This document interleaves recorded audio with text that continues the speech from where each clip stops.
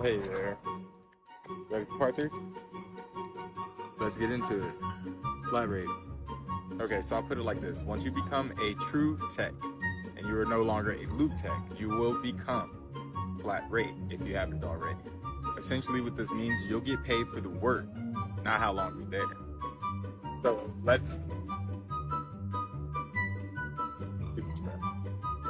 let's say you have a 10-hour shift, you spent all 10 hours there, but you only had an hour and a half of work.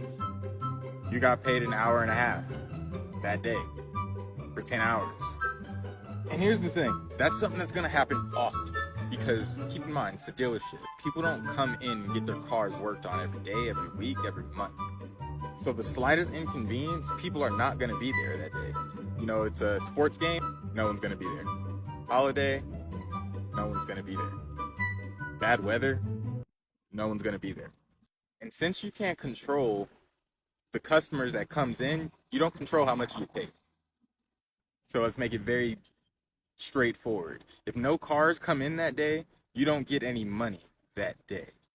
And here's the kicker as well. Dealerships calculate how long it takes for jobs to be complete. For example, an oil change is a 30-minute job, pay-wise. But let's say it takes you 2 hours to do it because of whatever unknown circumstance. You still got paid 30 minutes. Let's say you got a good job, like to replace an axle. Let's say it gives you an hour and a half to do that, and let's say you do it in 30 minutes. Well, that's good for you. You got an hour and a half for 30 minutes of work. Now, this sounds good, but the techs that gets these type of jobs are the techs that have been there before you. The higher up techs and all this type of stuff. So you're going to be the one that's getting stuck with the work that's like 30 minutes here, 15 minutes there, 15 minutes there. And that's if it comes in.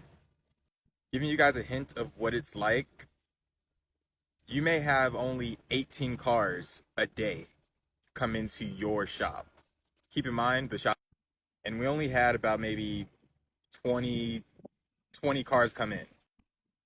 8 of them are oil changes, so we're talking maximum, even if one tech got that, we're talking like 4 hours of work, paid work.